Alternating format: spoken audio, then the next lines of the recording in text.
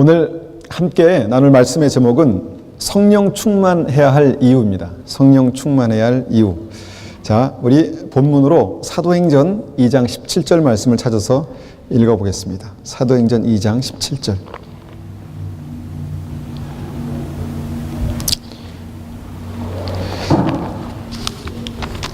사도행전 2장 17절입니다. 17절에서 21절까지의 말씀입니다.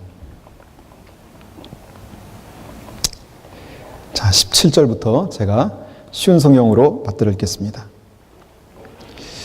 하나님께서 이렇게 말씀하셨습니다. 마지막 날에 내가 내 영을 모든 사람에게 부어주겠다. 너희의 아들과 딸들은 예언할 것이요 너희의 젊은이들은 환상을 볼 것이요 너희의 늙은이들은 꿈을 꿀 것이다. 그날에 내 남자 종들과 여자 종들에게까지 내 영을 부어주겠다. 그러면 그들은 예언할 것이다. 내가 위로 하늘에서는 기이한 일을, 아래로 땅 위에서는 표적을 보여줄 것이다. 피와 불과 같은 연기가 일 것이다. 해가 어두워지고 달이 핏빛으로 변할 것이다. 이 일이 일어난 후에 크고 영광스러운 주님의 날이 올 것이다. 그러나 누구든지 주님의 이름을 부르는 사람은 구원을 얻을 것이다. 아멘.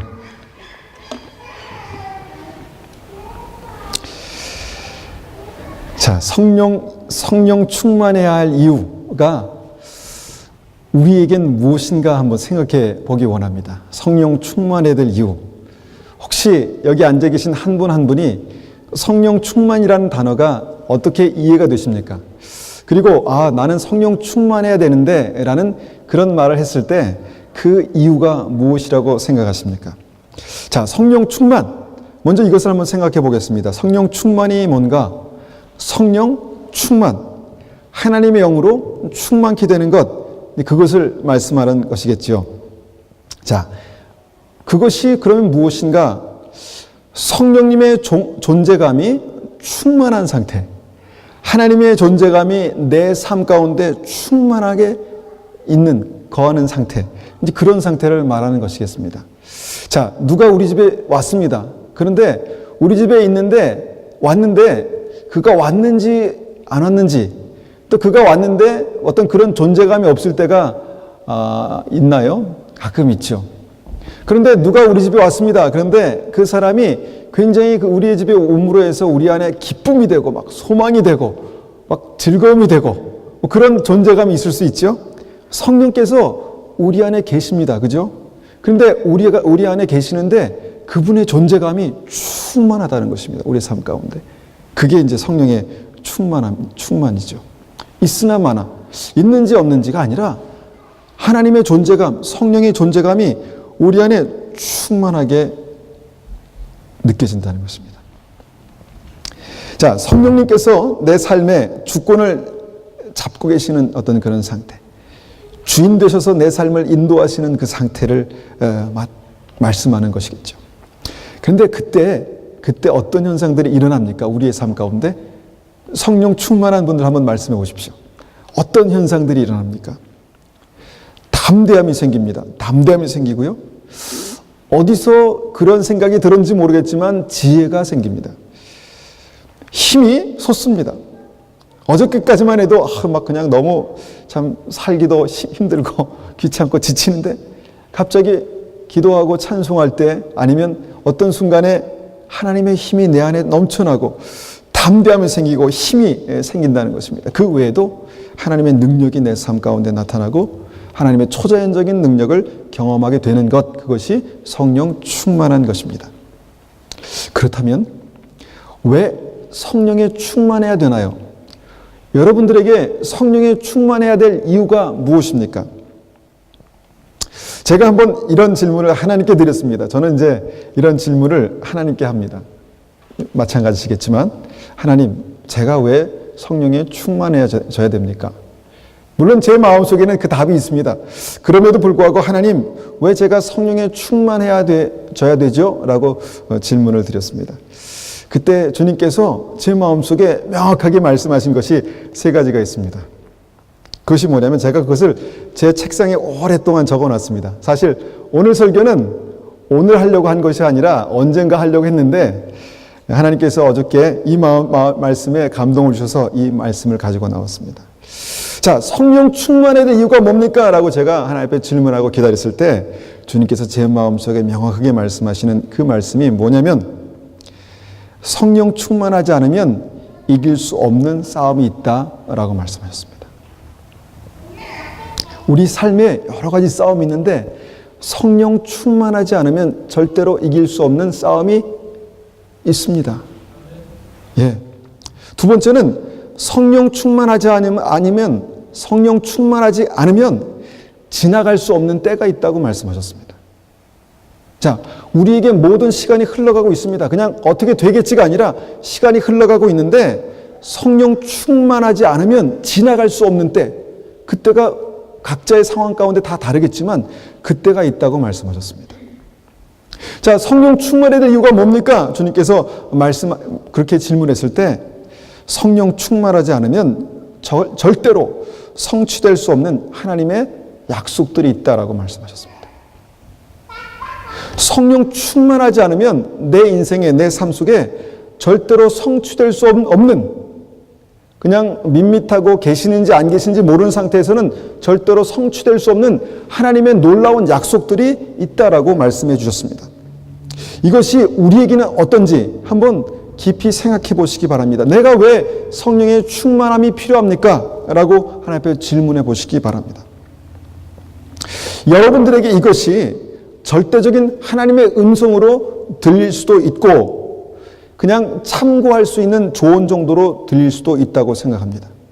그렇지만 여러분, 예배 가운데 주님께서 말씀하시는 것이 하나님께서 나에게 지금 이 시기에 나에게 정말 필요한 말씀이구나 라는 그 믿음을 가지고 들을 때 우리는 정말 하나님의 말씀을 들을 수 있습니다.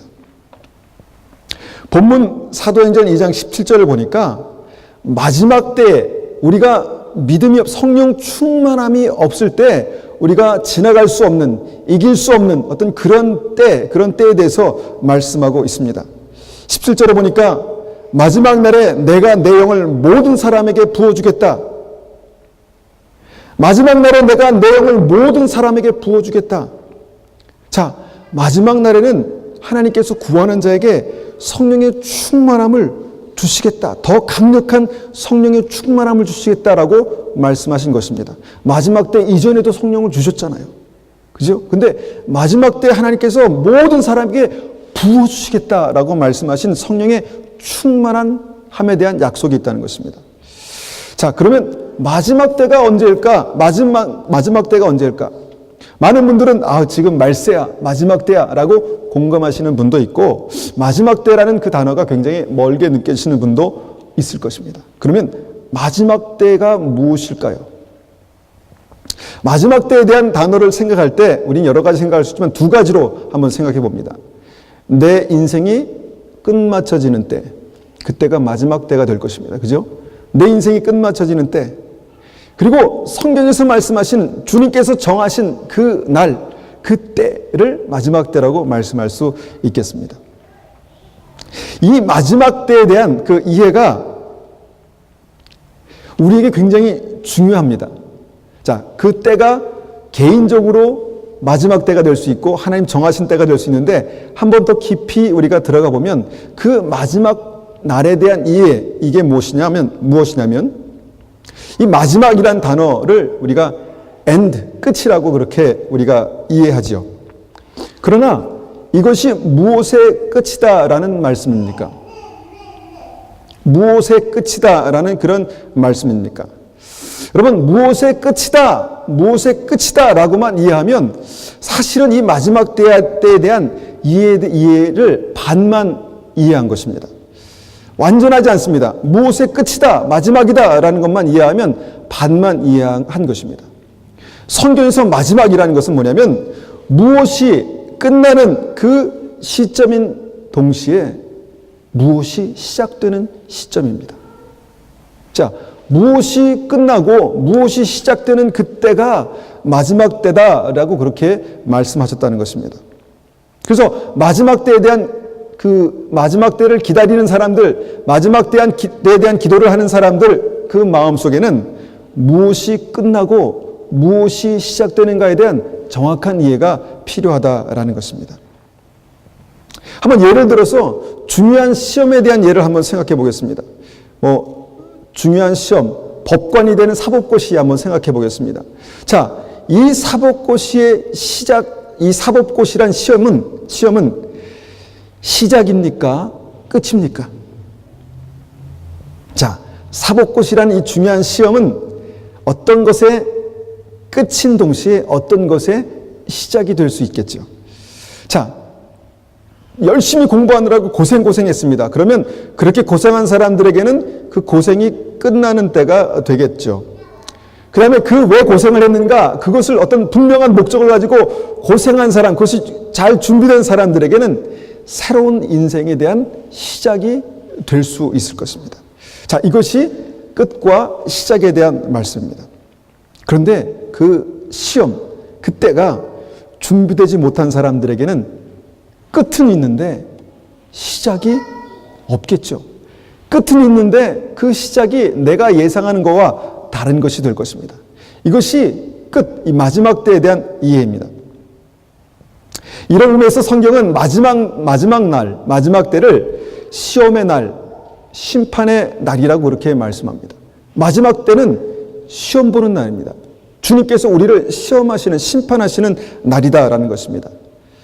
이 땅에서 우리가 어떤 목적으로 살아갔는데 그것이 끝나고 하나님께서 예비하신 어떤 새로운 것이 시작되는 그 시작에 대한 시험이 있는 날이다라는 것입니다. 그런데 이 마지막 때에 대한 우리의 이해가 어떤 사람에게는 새로운 시작으로 느껴질 수도 있고 또 어떤 사람에게는 그냥 끝이다 라고만 그렇게 느껴질 수 있습니다. 여러분, 그것이 무엇일까요? 저는 그것이 바로 우리의 믿음이라고 생각합니다. 그것이 우리의 믿음입니다. 마지막 때라는 이 단어가, 많은 사람들이 말하는 이 마지막 때라는 것이 어떤 것의 시작으로 느껴지십니까? 아니면 어떤 것의 그냥 끝이라고만 느껴지십니까?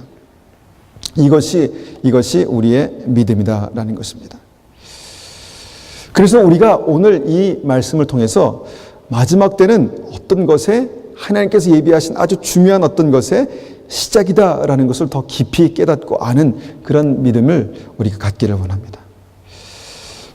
그러면 한번 생각해 봅니다. 우리 이 말씀을 통해서 나를 진단해 봅니다.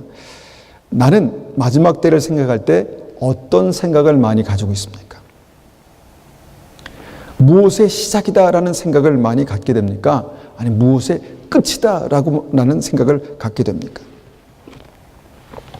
새로운 시작에 대한 기대감이 있습니까? 끝날 것에 대한 절망감이 있습니까? 이것이 우리의 믿음의 내용이다라는 것입니다. 여러분, 마지막 때, 이때를 새로운 시작으로 인식하는 사람과 이때를 그냥 모든 것의 끝이라고 인식하는 사람의 생각과 삶은 완전히 다릅니다. 분명히 그 인생이 똑같은 시간을 살고 있지만 그 인생의 내용은 완전히 다를 것입니다. 이것을 우리는 인생관이라고 합니다. 인생관. 이것을 우리는 세계관이라고 합니다. 한 사람, 내가 인간으로서 이 땅에서 살아가는 삶 속에서 내 인생을 바라보고 세계를 바라보는 시각이 내가 마지막 때를 끝으로 보느냐, 마지막 때를 시작으로 보느냐에 따라서 다르다라는 것입니다. 이 관점에서 우리는 오늘 하나님의 음성을 듣기를 원합니다. 특별히 오늘 말씀을 보면은 그 마지막 날을 어떤 때, 어떤 하루, 날, 이런 개념이 아니라 어떤 시기에 대해서 말씀하신 것을 우리가 볼 수 있습니다. 인생의 어떤 한 텀이 마무리되고 영생의 다른 한 텀이 시작되는 요 변화의 시기, 요 때를 마지막 때다, 그렇게 말씀하시는 것을 보게 됩니다. 근데 오늘 말씀을 보니까 이 마지막 때의 이 시기에 나타나는 특징을 몇 가지 말씀하시는데 그 특징이 무엇입니까? 이 말씀뿐만 아니라 우리가 전반적으로 우리가 마지막 때에 대한 어떤 그 말씀을 우리가 생각할 때 이 마지막 때의 특징은 두 가지가 있습니다. 두 가지 특징이 있습니다. 그래서 뭐냐면 첫 번째는 복음을 모든 사람이 듣게 되는 때를 마지막 때라고 그렇게 말씀합니다. 복음이 땅 끝까지 전해지리니 그제야 끝이 오겠다 그렇게 말씀하시잖아요. 예수님이 누구신지 모든 사람이 알게 되는 그때가, 듣게 되는 그때가 마지막 때다 그렇게 말씀합니다. 많은 사람들이 마지막 때라고 말씀하는 이유가 거기 있습니다. 통신과 인터넷의 발달로 지금 많은 사람들이 예수님이 누구신지, 예수님이 하신 일이 무엇인지에 대해서 대략적으로 알고 있습니다. 사람이 직접 가지 않는 곳까지, 많은 사람들에게까지, 안방까지 컴퓨터와 인터넷을 통해서 들어갔습니다. 그리고 많은 사람들이 그것을 통해서 대략적으로 접하게 됩니다. 저는 이것이 마지막 때의 어떤 그 분명한 증거다라고 그렇게 믿습니다. 그 외에도 지금 모슬렘 지역에는 많은 사람들이, 마을 사람 전체가 꿈을 통해서 예수님을 만난다고 합니다. 제가 어느 목사님 모임에 갔다가, 최근에 목사님 모임에 갔다가 그것을 또 들었습니다. 제가 2007년부터 그것을 들어왔는데 지금 또 듣게 됩니다. 선교사님이 그렇게 그곳에서 사역하시는 선교사님이 그렇게 이제 고백하고 이제 간증을 했을 때 그런 일들이 지금 그런 곳에 있다는 것입니다. 뭐냐면 예수님께서 직접 꿈속에서 나타나셔서 그분이 누구신지를 직접 그렇게 계시하고 계시다는 것입니다. 그리고 그 꿈을 꾼 많은 사람들이, 마을 사람들이 주님께로 돌아오는 일들이 지금 그런 모슬렘 국가, 나라에서 지금 일어나고 있다는 것입니다. 자, 이것이 무슨 의미를 가지고 있습니까? 무슨 의미가 됩니까? 마지막 때가 가까웠다는 것입니다. 또 성경 전체를 보면서 마지막 때에 두드러진 특징은 그 시대에 죄악이 하늘을 찌른다는 것입니다. 노아의 때도 그랬고 소돔과 고모라 때도 그랬습니다. 그런데 마지막 때는 노아의 때와 같고 소돔과 고모라 때와 같을 것이다 그렇게 말씀합니다.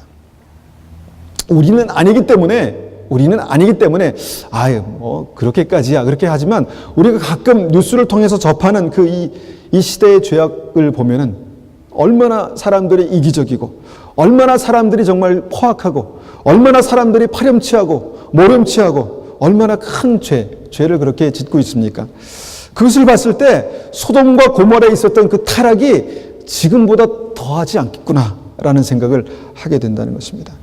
정말 입에 담기도 민망한 상상을 초월하는 그런 일들이 지금 우리가 살고 있는 이 시대의 도시에 그렇게 일어나고 있다라는 것입니다. 자, 이것을 볼 때도 마지막 때가 가까웠구나. 지금 우리가 그때를 살고 있구나라는 것을 우리가 생각하게 된다라는 것입니다. 그리고 오늘 말씀은 바로 그때 주님께서 하시는 일이 있다라고 말씀하신 것입니다. 그때 주님께서 하시는 일이 있다. 우리 17절, 18절 다시 한번 보겠습니다. 자, 사도행전 2장 17절, 18절. 사도행전 2장 17절, 18절 제가 읽어보겠습니다. 하나님께서 이렇게 말씀하셨습니다. 마지막 날에 내가 내 영을 모든 사람에게 부어주겠다. 너희의 아들과 딸들은 예언할 것이요 너희의 젊은이들은 환상을 볼 것이요 너희의 늙은이들은 꿈을 꿀 것이다. 그날에 내 남자 종들과 여자 종들에게까지 내 영을 부어주겠다. 그러면 그들은 예언할 것이다. 자, 보십시오. 주님께서 마지막 때 집중적으로 하시는 일이 무엇입니까?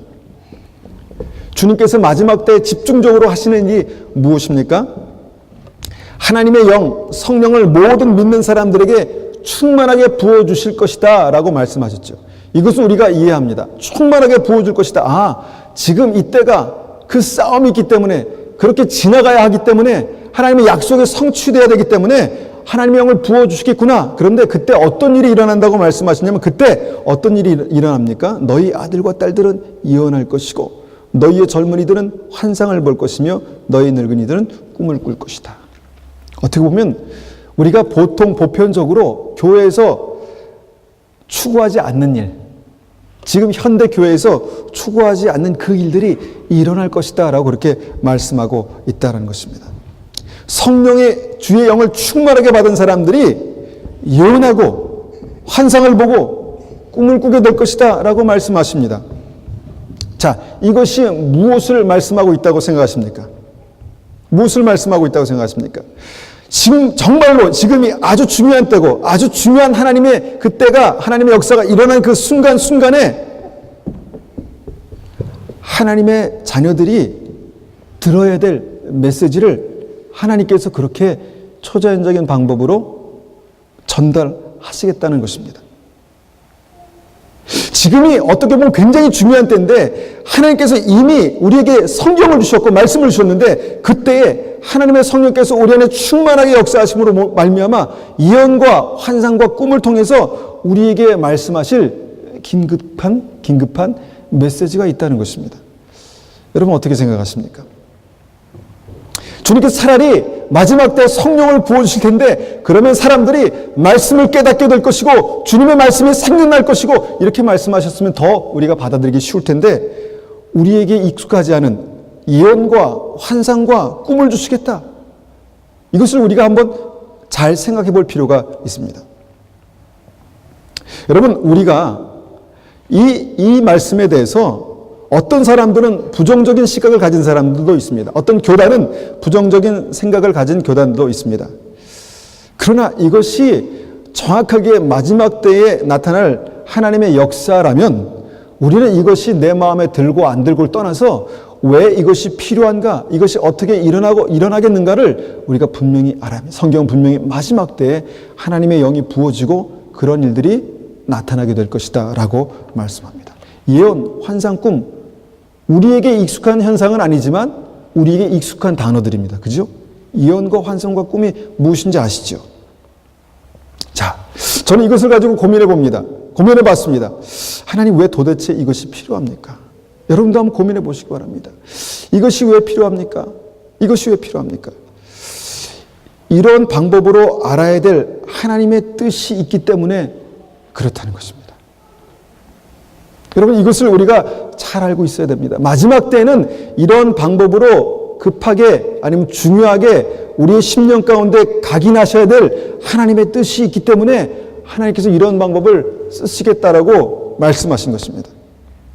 주님의 백성들이 그때그때 확실하게 이때의 상황, 이때 어떤 일어나는 일들, 이때의 어떤 사건들을 정확하게 알 필요가 있기 때문에 그렇게 하나님께서 하시겠다는 것입니다. 하나님 왜 그렇게 하시는데요? 모르겠습니다. 하나님 왜 그 방법 말고 다른 방법 없습니까?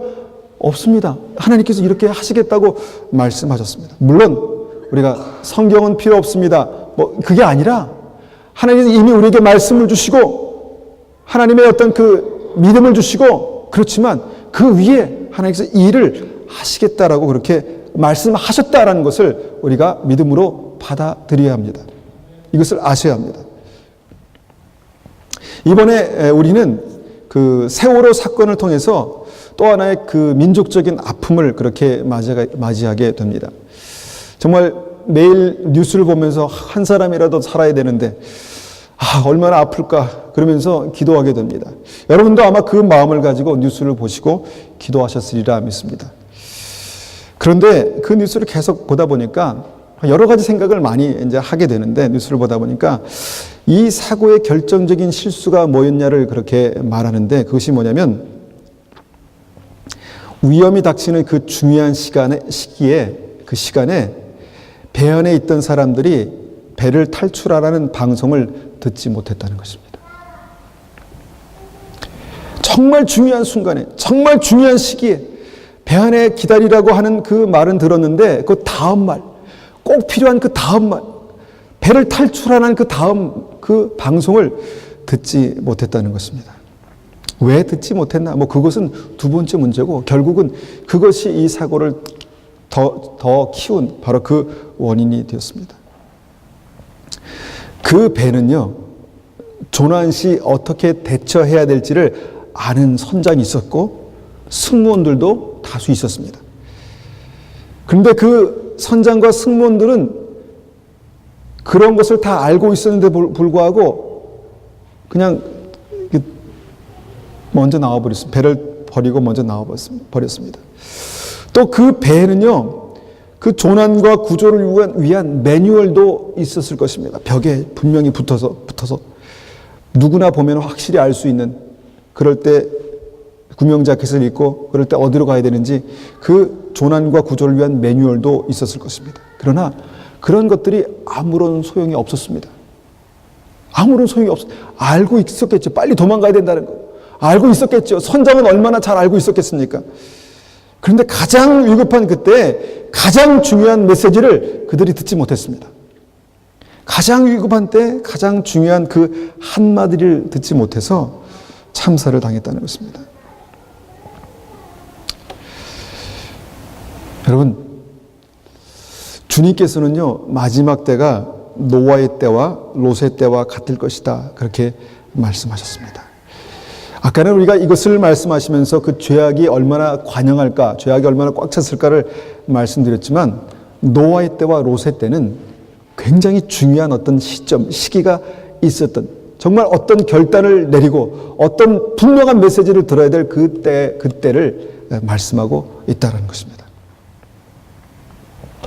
그 시대에 살던 사람들은 아마 두 가지 생각이 있었을 것입니다. 별일 없을 것이라는 그런 안일한 마음. 주님의 때가 가까웠다라고 그렇게 계속 듣지만 그냥 별일이 있겠어. 별일 없을 것이라는 그런 안일한 마음을 가지고 있는 사람들. 그 다음에 주님의 때가 가까웠다. 이제 하나님의 심판의 때가 가까웠다라는 것을 들었을 때 그럼 어떻게 되지? 그럼 어떻게 하지? 고민하고 뭔가 이 행동을, 액션을 취했던 그 사람들, 두 부류가 있었을 것입니다. 똑같은 메시지가 증거됐는데 거기에 또한 반응하는 사람들이 그렇게 두 종류가 있었다라는 것입니다. 들을 귀가 열려 있는 사람들만 들을 수 있었습니다. 여러분, 그때가 마지막 때라는 것입니다. 그때가 하나님의 백성들이 하나님께서 각 사람에게 말씀하신 것을 분명히 들을 수 있는, 하나님의 성령께서 우리 안에 역사하심으로 말미암아 들어야 하는 그때가 지금 우리가 살고 있는 이때다라는 것입니다. 그것을 위해서 하나님은 하나님의 자녀들에게 하나님의 영을 부어주시겠다라고 말씀하셨습니다. 하나님께서 하나님의 영을 부어주셔서 직접 인도하시겠다, 방송하시겠다, 말씀하시겠다, 그렇게 말씀하십니다. 여러분, 이 마지막 때에 대한 이 말씀을 더 깊이 이해하시기를 축원합니다. 저는 이 말씀을 읽고 연구하고 전하면서 제 삶에 적용합니다. 그러나 동시에 하나님께서 꿈을 통해서 말씀하시는 것을 믿습니다. 하나님께서 가끔 기도할 때 제게 보여주시는 것을 저는 믿습니다. 모든 것이 다 그렇지는 않겠지만 하나님께서 특별히 보여주시는 것이 있다고 믿습니다. 그리고 앞으로 이런 일이 있겠구나라는 그 마음들, 제가 이 모든 것을 다 말하지는 않았지만 앞으로 그런 일들이 있겠구나라는 그런 마음들, 미래에 대한 생각들, 그것을 저는 소중하게 간직하고 기도하고 있습니다. 저는 이것이 예언입니다 라고 그렇게 말하지는 않았지만 주님께서 주신 그 삶에, 제 삶에, 우리의 삶에, 또 앞으로의 삶에 주시는 그 말씀들이 분명히 있습니다. 그리고 우리가 주님을 의지하면 의지할수록 이런 일들은 더 빈번히 정확하게 자주 일어날 것입니다. 제가 얼마 전에 꾼 꿈에 대해서 말씀드렸죠. 주님께서 주신 꿈은 딱 머릿속에 이게 딱 각인이 돼서 사라지지 않습니다. 그것이 뭐였냐면 제가 차를 타고 급하게 어디를 가고 있는데 두 갈래 넓은 길이 있었습니다. 근데 그 두 갈래 넓은 길을 이제 어디로 갈까 고민하다가 그 앞에 임박해 닥쳤을 때 그 사이에 아주 좁은 샛길이 있다는 것을 발견했습니다. 그리고 제가 갑작스럽게 이 길로 가야 되는데 라고 결정하고 글로 들어갔습니다. 그리고 나서 글로 들어가니까 이제 다음에 장면이 바뀌어서 제가 그 길을 왔지 않습니까? 근데 그 길이 얼마나 좁은지 제가 이렇게 벼랑 끝에 이렇게 딱 매달려가지고 이렇게 가고 있었습니다. 그리고 제가 그 꿈을 꾸고 어떤 생각이 있었냐면 중요한 때구나. 좁은 길을 선택해야 하겠구나. 좁은 길은 내가 생각하는 것보다 더 좁겠구나 라는 생각을 하게 됐습니다. 그리고 그것을 가지고 기도하게 됐습니다. 기도하니까 정말 제가 느끼기에 힘든 상황들이 보입니다. 힘든 일들이 보입니다. 그리고 그것을 어떻게 믿음으로 헤쳐나가야 될지에 대한 어떤 담대한 어떤 그 믿음을 구하게 됩니다. 지혜를 구하게 되고 판단력을 구하게 되고 힘을 구하게 됩니다. 여러분, 그런 일들이 마지막 때에 믿음의 사람들에게 있을 것이다 라는 것입니다. 나는 믿음이 없어요. 나는 그런 일들이 없어요. 여러분, 그러면 구하셔야 합니다. 기도하셔야 됩니다. 하나님 성령을 충만하게 부어주십시오. 주님이 우리 안에 내 인생에 있는지 안 계신지 안 계신지 그 존재감이 그렇게 희미한 그런 믿음이 아니라 주님의 성령께서 우리 안에 계신 그 확실한 존재감이 느껴지는 그런 성령의 충만함을 내게 부어주십시오. 그렇게 기도하십시오. 그리고 주님, 제가 그 중요한 시기마다 중요한 때마다 하나님의 음성을 들을 수 있는, 주님께서 방송하실 때 방송을 들을 수 있는 그 믿음이 나에게 있을 수 있도록, 그 충만함이 나에게 있을 수 있도록 도와주십시오 라고 기도하십시오. 우리가 들어야 합니다. 각 사람이 믿음 안에서 들어야 된다는 것입니다. 또 오늘 우리가 이 말씀을, 오늘 본문 말씀을 보니까 앞으로 일어날 일들이 있는데 그 일어날 일들을 하나님의 자녀도 보고 또 믿지 않는 사람들도 보게 된다라고 그렇게 말씀합니다. 어떤 사건이 일어나는데 그 사건을 하나님의 자녀들도 보게 되고 믿지 않는 사람도 그것을 보게 될 거다 그렇게 말씀하십니다. 그것이 19절과 20절입니다. 제가 19절 20절을 읽어보겠습니다. 사도행전 2장 19절 20절. 내가 위로 하늘에는 기이한 일을, 아래로 땅 위에는 표적을 보여줄 것이다. 피와 불과 짙은 연기일 것이다. 해가 어두워지고 달이 핏빛으로 변할 것이다. 이 일이 일어난 후에 크고 영광스러운 주님의 날이 올 것이다. 저는 이 말씀을 읽을 때마다 이 부분은 좀 불편하고 좀 암울하고 그래서 그냥 빨리 넘어갔던, 깊이 묵상하지 않고 빨리 넘어갔던 구절 중에 하나입니다. 그런데 오늘 말씀을 자세히 보니까 그 마지막 때에 어떤 사건이 일어나는데, 어떤 사건들이 일어나는데 그때 그 사건을 믿지 않는 사람과 믿는 사람들이 다 그것을 보게 될 것이다 그렇게 말씀한다는 것입니다. 하늘에서는 기이한 일을, 땅 위에서는 표적을 보여줄 것이다. 그런데 어떤 사람에게는 야, 기이하다, 희한하다 이렇게 생각하겠지만 어떤 사람에게는 아, 이것이 하나님의 역사의 표적이구나 라고 보게 될 것이라는 것입니다. 희한하다. 왜 이런 일이 있을까? 어떤 사람들은 그렇게 생각하겠지만 어떤 사람들은 야, 이것이 하나님께서 내 인생 가운데, 삶 가운데 행하시는 어떤 일의 표적이 되겠구나라는 것을 이해하게 될 것이다 라는 것입니다. 여러분, 이것을 너무 추상적으로 생각하지 마십시오. 그냥 어떤 사건들이 있을 것이다 라는 것입니다. 그런데 그 사건들을 모든 사람들이, 믿는 사람이나 믿지 않는 사람들이 다 그 실제적인 사건들을 보게 될 것이다 라는 것입니다. 똑같이 보게 될 것이다 라는 것입니다. 그러나 똑같이 보지만 그들의 생각은 다 다를 것입니다. 하나님의 성령의 사람들은, 그 시대가 어떤 때인지를 알고 깨어있는 사람들은 아, 이것이 어떤 의미인지를 알게 될 것이다 라는 것입니다. 하나님의 성령과 상관없는 사람들은 아, 이런 일이 또 일어났구나 라고 그렇게 생각하고 말겠지만 하나님의 사람들은 그 시대에 일어나는 일들 가운데 하나님의 음성에 귀를 기울이게 될 것이다 라는 것입니다. 그리고 그것이 오늘 말씀에서는 시대의 표적이다 라고 그렇게 말씀하고 계신다라는 것입니다. 그런데 그 사람들이 동일하게 보게 되는 그 사건의 공통적인 특징을 오늘 말씀에서는 그렇게 기록하고 있습니다. 뭐냐면 피와 불과 연기일 것이다. 저는 이 부분을 볼 때 정말 이것이 부담스러워서 빨리 지나갔던 그 단어들입니다. 피와 불과 연기가 상징하는 것이 뭘 것 같습니까? 여러분, 단순하게 한번 생각해, 뭘 것 같습니까? 여러분, 이것이 상징하는 것이 아름답고 귀하고 많이 일어났으면 하는 그런 좋은 사건일까요? 아니면 일어나지 말았으면 좋겠다, 이런 일은 없었으면 좋겠다라는 그런 일일까요? 여러분, 피와 불과 연기는 우리의 마음을 불편하게 하는 어떤 그런 사건들, 그런 일들이 될 것입니다. 고통을 수반하는, 고통을 나누는 그런 일들이 될 것입니다. 근데 이런 일들을 만나면 사람들이 어떻게 반응합니까? 어떻게 반응합니까? 많은 사람들이 공통적으로 아파하고 안타까워하고 슬퍼하고 그러겠죠. 참담해하고. 그런데 중요한 것을 말씀하십니다. 중요한 것은 그 사건에는 하나님의 사람들이 들어야 할 중요한 표적, 메시지가 있다는 것입니다. 그리고 성령의 사람들이 그 메시지를 듣게 될 것이다 라고 그렇게 말씀합니다. 많은 사람들이 동일하게 그 일에 대해서 똑같이 반응하게 될 것입니다. 슬퍼하고 애통하고. 그러나 우리가 하나님의 사람들은 거기에서 한 단계 뛰어넘어서 하나님의 뜻을 발견하게 될 것이다 라는 것입니다. 자, 이것이 뭐라 말씀하시냐면 표적이라고 말씀하시는데 이것에 대한 구체적인 적용은 여러분이 아실 것입니다.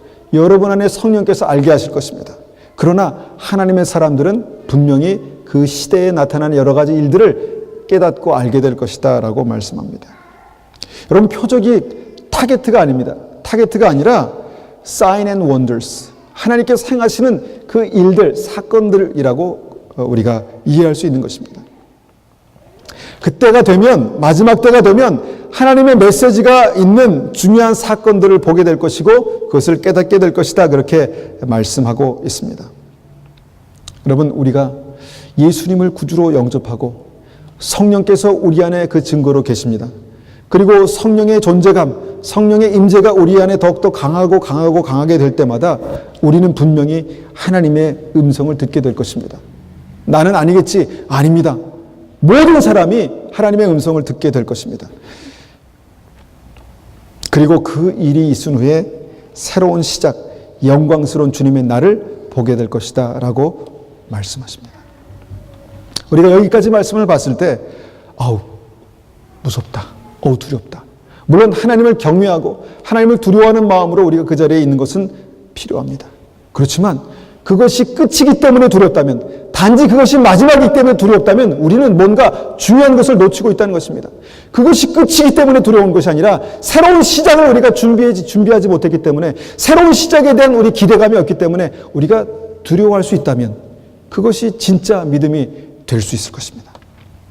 여러분, 새로운 시작에 대한 그 믿음이 여러분에게 있기를 축원합니다. 주님께서 분명히 크고 영광스러운 주님의 날이라고 말씀하셨습니다. 크고 영광스러운 주님의 날을 보게 될 것이다 말씀하셨습니다. 그러나 그 크고 영광스러운 날, 그날 그 영광을 보지 못하게 될 수도 있겠다라는 생각을 우리가 해야 합니다.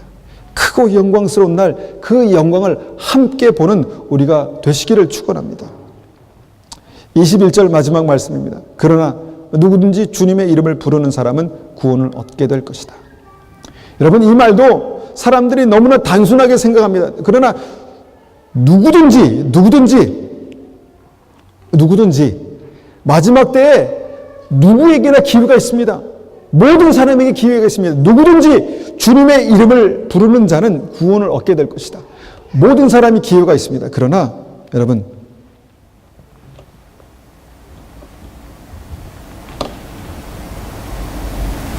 우리가 분명히 알아야 될 것은 지금 누구든지라고 말씀하시는 우리에게는 각자에게 부르신 자리와 지금 기회가 제한되어 있다는 것입니다. 시간이 무한정 있는 것이 아니라 지금 기회와 제한된 시간들이 있다는 것입니다. 여러분, 그 기회와 시간을 여러분 허비하지 마십시오. 그 기회와 시간을 허비하지 마시기 바랍니다. 여러분, 이것을 허비하지 말라는 것은 모든 것을 다 내팽개치고 교회라면 모여라라는 그런 말씀이 아니라 각자의 부르신 그 자리, 각자가 지나가는 그 시간이 굉장히 중요한 의미가 있다는 것입니다. 그래서 우리가 허비하지 말라는 것입니다. 하나님께서 나를 부르신 이 자리, 하나님께서 나를 있게 하신 이 시간, 지나가게 하신 이때에 대한 중요한 의미를 알고 시간을 허비하지 말라는 것입니다.